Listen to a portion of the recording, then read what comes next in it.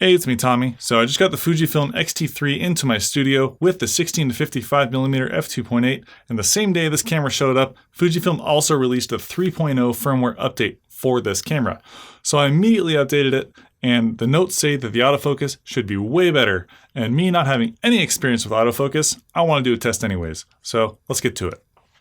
And throughout these tests, you can see the settings I've used. I've got face detection on with eye set to auto.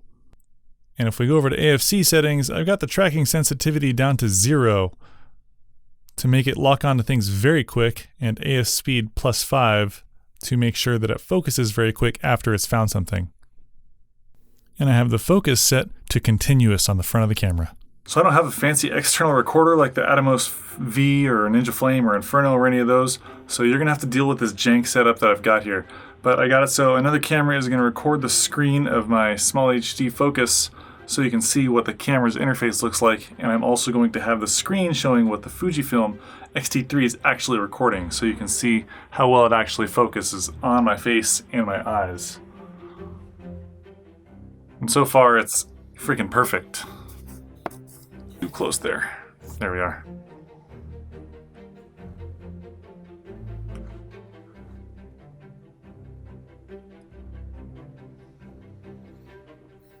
Let's see how it does with small heads.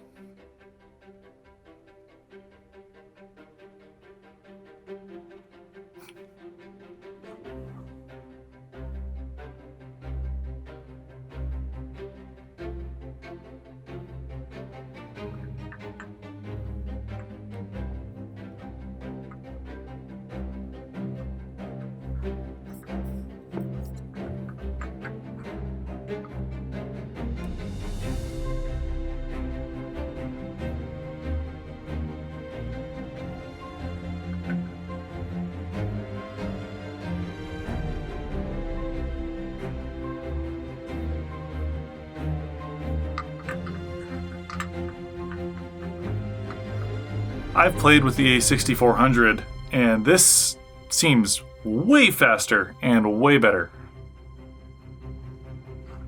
And the A6400 is touted as the AI autofocus monster, but the x-t3's update seems to have made it in the same class. Wow.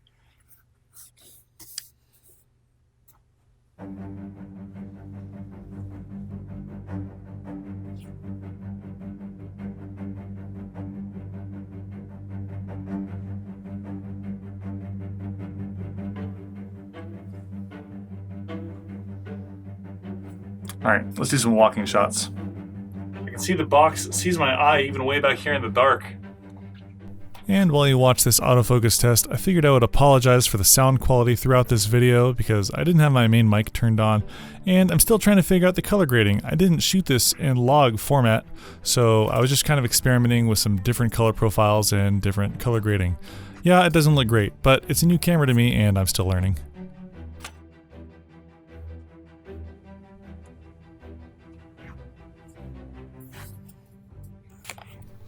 And for this portion of the test, I just picked the camera up and started walking around and shaking it, kind of like someone who might be vlogging, walking through precarious lighting conditions with odd and even things lit, horrible backlighting, horrible face shadows, pretty much the worst possible situation, shaky footage with bad lighting. But it seemed to keep my face in focus the entire time without even jumping once.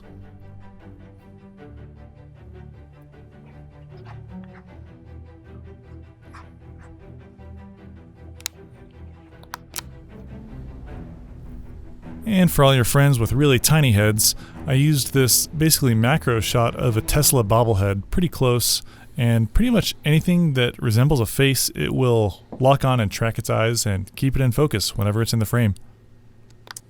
So that settles it for me. Fujifilm's autofocus appears to be damn near perfect. They finally stepped up to the plate, and Canon and Sony better watch out. I've got a full review coming on the x-t3 coming up here in the next couple of weeks, so make sure you're subscribed to my channel if you want to see my thoughts on this camera. I've also got the 50 to 140 f2.8, and we'll be playing with that one a little bit too. Talk to you soon.